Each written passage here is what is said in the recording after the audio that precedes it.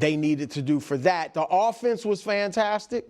My man Javonte Williams, almost 100 yards. Always a fan. George Pickens, as Jerry said, was incredible. CD was already barring the drop at the end. He could have had another touchdown. And Dak did his thing, right? Four touchdown passes. The big thing, Nick, and I know you saw this, the defense. The defense was pretty good. And the interesting thing is they held them to 16 points. Look, again, it's the Raiders, but those Raiders put, 29 on Jacksonville. So, they put 20 in beating your Patriots. Hey, week 1 counts. I don't know. Week 1 counts. They put 20 on the Patriots, all right? So I'm not going to just, throw that performance away from the Cowboys because they brought back, they had 6 new guys on their defense. All right, we have a graphic for it, but obviously Quinnen Williams. But whether it's trade or guys returning from injury, we know Overshown, he's a good player, Malik Hooker. Yeah. So they brought back some talent. And Quinnen Williams, 1.5 sacks last night, season high. 5 quarterback hits, career high. Oh, so he was huge. We know that trade was big for them. He showed up. So, look, I've got nothing but love for the Cowboys and how they played last night. So I am giving them a – wait. Excellent, fellas, as always. Excellent. Yeah, Excellent. Great job. Just perfect. And great look, job. Yeah, consistently perfect. Yeah. barring Wilds' comments about the Cowboys making the playoffs, they may fade soon, but we're going to find a way to get the Crooners onto another team somehow. No, those guys are We phenomenal. got to keep using keep bringing So, them. all right, they obviously deserve an A. I do want to talk about a potential overreaction to the Quinnen Williams trade, if I may, because he was great. And he is a really good player. There's no questioning that. Whether or not I would have made the trade, sidebar, he's now on the team. Because you spent a few minutes or a few moments talking about the Raiders, I would like to say something about the Raiders in relation to Quinnen Williams. I actually think and I obviously was wrong about the Raiders, how good they could be this year. Their biggest problem, I believe, has been the worst offensive line in the league. I think worse than what Justin Herbert's dealing with, worse than what Cam Ward's dealing with. I think it's the worst. And the only reason I'm mentioning that is the Cowboys' D tackles of Quinnen Williams and Kenny Clark looked like the Eagles' D tackles on Sunday night, utterly and thoroughly dominant. And I do think Quinnen Williams is an excellent player. I don't think they're going to have that level of impact week to week. I think that was a great first matchup for Quinnen Williams. If they were to have that type of impact week to week, then they could really go on a run. The team could, because the offense is excellent. Yeah. And Dak has been excellent. And Dak, I know he had the couple weeks where the numbers dropped a little bit. Watching Dak week to week, he's been, to me, as consistent as any quarterback in the league other than Stafford and maybe Drake May. Josh Allen's had higher highs, but he hasn't been as consistent. Patrick hasn't been as consistent. Lamar's been hurt. Dak's been great.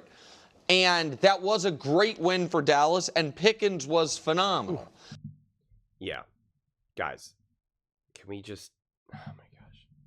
The Las Vegas Raiders are easily one of the worst teams in the NFL. Bruce trying to celebrate that you held the Raiders to 16 points. They average 15.5 points per game. 15.5 points per game. They have the 30th ranked offense. Can we just please chill out here? Okay? They scored 25 points per game. They allowed 25 points per game. So, stop. Just like how I blasted Nick for praising the Kansas City Chiefs for beating the Raiders. It's just stop. And it's why it was so alarming to me that the Broncos struggled to beat the Raiders. And it was just yeah, that's not good. And then when fans, when I live streamed the Eagles and the Packers game and it had a similar score, people were oh, everyone ripped the Broncos. And it's that's because the Raiders are an awful team. That's why. That's the difference. This game teaches you nothing about the Dallas Cowboys. Absolutely, positively nothing about the Dallas Cowboys. And make no mistake about it, because I know Cowboys fans are going to, hem and haw at me. Going into the season, I was nowhere close to being as low on the Cowboys as anyone else in the media. Not me.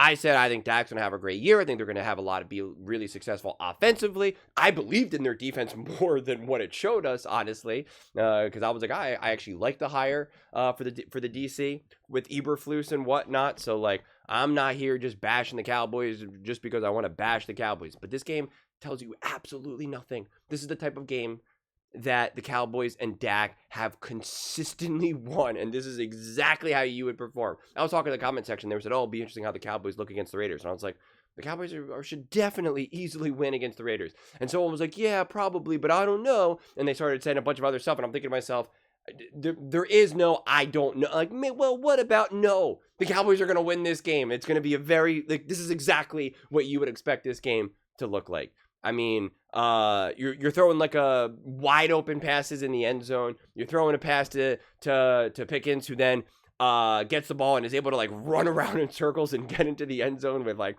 cartoonishly terrible tackling. Ashton Genty literally can't run. What did he have? Like 6 yards rushing. Like the Raiders are awful, and I thought the Raiders were going to be significantly better than what they were. I wasn't as high on them as Nick was, but I also didn't think they were going to be as bad as they were. And this is credit to Mangini. Mangini said, don't pick Ashton Genty, draft someone on the O-line. That's what you need to do. And they didn't. And they're suffering the consequences for it. But I mean, this game just tells you nothing. I think really what you should be most excited about the Dallas Cowboys, honestly, because this is how I felt watching this game, was that Schottenheimer was a great hire. He's an alpha. He's the leader of the team. He's the unified voice of that team. And considering the last couple of coaches that you had, you never really had that unifying, I'm the coach, I'm the head coach, it's my voice. When I talk, you shut up and listen. That's how this works. That's how we operate here. You didn't have that sense with the Cowboys, with Jason Garrett, McCarthy, etc. And it's like, you have the unifying voice. I'm in charge. This is who I am. This is my offense. This is how we operate. And it's something that the Cowboys need. And I think that's the most positive. But like also culturally a little bit, like, again, you're beating the Raiders, who are, again, objectively and subjectively an absolute awful team. And you're like dancing around on the sidelines and you're hugging the goalpost, like just like weird stuff where you're just like, what are you actually doing right now? That is something that the Cowboys has been consistent with the Cowboys. They went on Thanksgiving and they're celebrating like they won the Super Bowl, right? Like they always boost up their wins in the most grandiose way. And I remember I said this in 23. I said they're going to win the division and they're going to celebrate and they're going to party and they're going to go nuts on the field. And that's exactly what they did. And then they got smoked against the Green Bay Packers in the wild card round. And that's where this Cowboys team needs to finally like mature and grow up and just be like, guys, we're beating the Raiders. Yeah, this is an important game. Yeah, we're trying to get back on track, but like we have to put things in context here. And it's actually kind of interesting because I was thinking about this. I watched this game, and like I said, this game was exactly how I expected it to be. And I was trying to find little nuggets, like what's interesting, what can I talk about, and that's why Schottenheimer, I continue to be very impressed with him as a head coach. So like to me, that is the biggest takeaway. But I know the Cowboys are going to play the Eagles, and they play the Chiefs, and I know a lot of people are going to boost up that Eagles-Cowboys game, and understandably so. Amazing rivalry. When both quarterbacks are there, whether it's like Dak or Carson or Dak and Jalen or whatever, like when everyone's both there and it's not Cooper Rush or Trey Lance or whatever, like we typically get great competitive games. But to me, the Cowboys and the Eagles are really like the definition of those divisional games. And so even if the Cowboys beat the Eagles, that still doesn't tell me much about this team. I'm more interested to see how the Cowboys play the Kansas City Chiefs. That's more of a specific team that's not the Philadelphia Eagles and the Cowboys have such this intertwined relationship with each other. Beating the Eagles, it's just like it doesn't move the needle for me. I want to see, because I still think that the Kansas City Chiefs are a good team. I still think that at the very least they're a high quality team and incredibly well coached. That's what I want to see, what Dak Prescott and this Dallas Cowboys team. That's what I want to see what this defense looks like. I care more about what this defense looks like against Patrick Mahomes, Travis Kelce, Rashee Rice, Xavier Worthy, Andy Reid. That matters more to me than whatever the Eagles got going on with Kevin Patullo, a damaged O-line, right? Like that means less to me. Now the Eagles defense is great, and so I will be fascinated to see what Dak has in store, and Schottenheimer has in store for that. But again, it's still a specific divisional game, etc. The Kansas City Chiefs, Spags. I saw what they just did against Bo Nix. I've seen what they've done against the Eagles. I've seen what they've done against the Chargers. Right? It's just like to me that is the game that I'm looking for to see the progress and the growth of this Dallas Cowboys team. I mean, the Cowboys could smoke the Eagles, and it really wouldn't move the needle for me. For me, it is without a shadow of a doubt against the Chiefs and the Lions. These are the two games. And even the Chiefs and the Cowboys is a little tough because it's obviously the Thursday game, Thanksgiving, short rest, which obviously the Cowboys are no strangers to, but still, it's kind of a shame. I would have liked that game under a little bit more normal circumstances here. The home team on Thursday night games definitely get a pretty big advantage there. But you still now have a game against the Lions, which I know the Lions haven't been the best version of themselves necessarily, but these are the two games. The Eagles, it's just too weirdly specific of a battle between those two teams. I wouldn't be surprised in any direction. Whether the Eagles smoke the Cowboys smoke the Eagles. It's a battle to the end. It's just the Eagles and the Cowboys. That's its own beast entirely. The Vikings and the Cowboys, that's not going to move the needle for me. The Chargers, by December, I don't even know how many guys they got left on that roster. And then obviously the Commanders are banged up, and the Giants are, at this point, they're probably like, hey, let's keep losing, baby. Let's get that number 1 overall pick. So what tells me the most about the Cowboys and who they are right now, Chiefs, Lions. Chiefs, Lions. That matters most. Because there are plenty of wins here, right? It'll be interesting to see what they do against the Eagles. Like I keep saying, that's its own beast. Then you have the Cowboys and then you have the Chiefs and the Lions. But then the Vikings, you're in a great position to win that game. The Chargers, you're in a great position to win that game. The Commanders, you're in a great position to win that game. And the Giants, you're in a great position to win the game. So it's really these next 3 games that you really want to try to come away with being, 2-1, 1-2. Like you want to try to pull off 3 wins in this stretch. And I'd argue that one of the best wins, one of the easiest wins, and this is obviously no value judgment on the Eagles, is the Eagles, because it's that divisional game, because it's you guys know each other so well and you constantly play each other incredibly competitively, and so that actually out of these next 3 games, which is why, since I see that technically as the easiest game, even though I think the Eagles are better than the Cowboys and better than the Chiefs, it's just because of, again, I'll say it one last time, it's the Eagles and the Cowboys. But I see that as like their easiest potential. And so if they drop that game, then it could be like, it could signal one of 2 things to me. Maybe technically 3 things, but I would lean towards 2. The Eagles are more in control than anyone wants to give them credit for. Or that it was just a tough divisional game, and what are you going to do about it? The third would be maybe the Cowboys aren't as good as I think they are, and I don't, like I said, that won't signal to me, honestly. That would just be kind of like, if I really want to pull back the lens here, but Chiefs Lions.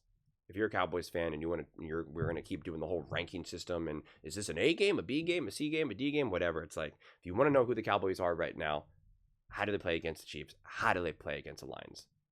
That's how you know how good or not good this team is and what their actual potential is, especially if they're able to find themselves and sneak into the playoffs. If they sneak into the playoffs but they lose, I don't even know if this would be possible from a standing standpoint, but if they they, beat the Eagles, but they lose to the Chiefs and the Cowboys and the Chiefs and the Cowboys. I'm all over the place. The Chiefs and the Lions, and they win out the rest of these games. I don't know how confident I'd feel in the playoffs that they actually are like, all right, they got good momentum. They're on a what would it be? A 1, 2, 3, a 4-game win streak. Like, let's go, baby. Like, I don't know how comfortable or confident I'd feel at all, because it's like, okay, you beat the Chargers who were drowning. You beat JJ McCarthy and the Minnesota Vikings. It's like you beat the Commanders with their backup quarterback.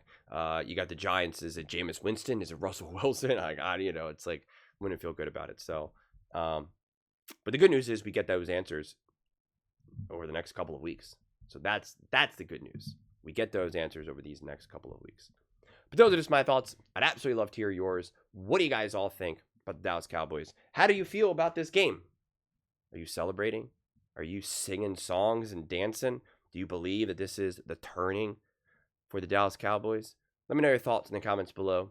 I read every single comment, so whether you agree with me or disagree with me, let me know. We can get in some discussions, we can get in some fights, but ultimately, we can just have some fun.